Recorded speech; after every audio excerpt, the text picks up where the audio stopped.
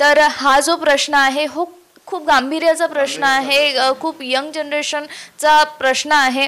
तर याबद्दल तुमचं काय मत आहे? या रोजगार तरुणांसाठी जी सूतगिरणी होती ती सुद्धा ते नव्याने सुरू करू शकत होते, पण यासाठी विद्यमान आमदारांनी काही प्रयत्न केले होते का? करायला पाहिजे होते का? काय सांगाल?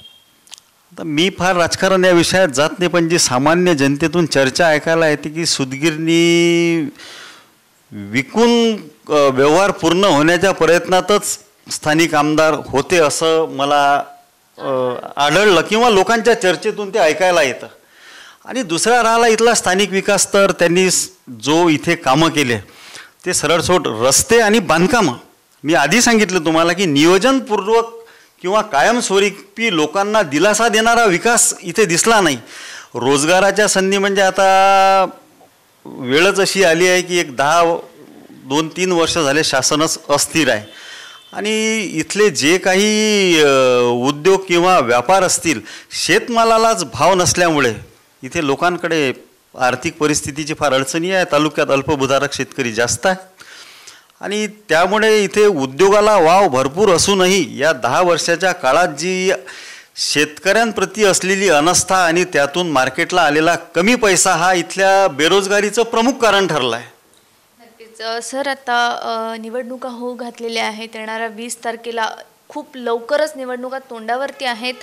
आपण काय करणार आहात? यंदा स्थानिक आमदार आपल्याला हवा आहे की हाच आमदार आपल्याला हवा आहे की ज्यांनी जे सूतगिरणीचा विषय पकडून धरला नाही किंवा जे बटालियन येणार होतं ते सुद्धा पळून नेलेलं आहे, जे धरणाचं पाणी आपल्या या गावासाठी मिळणार होतं ते धरणाचं पाणी सुद्धा आपल्यापर्यंत पोहोचू शकलं नाही.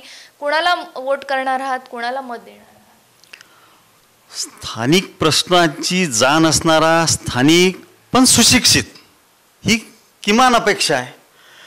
आणि राहिला प्रश्न कुणाला निवडून द्यावं, तर आता हे बघा तुम्ही, जे राजकीय पक्षाचे जेवढे काही प्रतिनिधी आहेत, मी कुठल्याही एका राजकीय पक्षाचं नाव घेत नाही, परंतु सर्वच उमेदवारांची भूमिका सत्तेतून पैसा आणि त्या पैशातून नव्याने सत्ता या भोवती गुरबटलेला महाराष्ट्रभर आढळतो.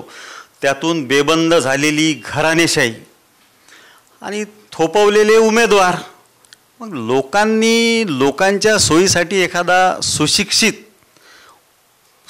म्हटल्यापेक्षा उच्च शिक्षित मला वाटते, कारण आजकाल सुशिक्षित सगळेच आहेत, पण उच्च शिक्षित आणि समस्येची आणि वस्तुतः त्याच्या मतदारसंघातल्या समस्येची जाणीव असणारा नेता मी निवडणार आहे. पक्षाचं काही फार मला बाइंडिंग नाही, मी कुठल्याच पक्षाचा कार्यकर्ता नाही. मला वाटलं तेव्हा सामाजिक क्षेत्रात काम करतो, वाटलं तेवढं करतो. त्यामुळे मी स्वतंत्र पद्धतीनं विचार करून सांगितल्याप्रमाणे उच्च शिक्षित, चेहरा असणारा, आवाज असणारा आणि समस्यांवर तो आवाज बुलंद करणारा नेता मी निवडेल.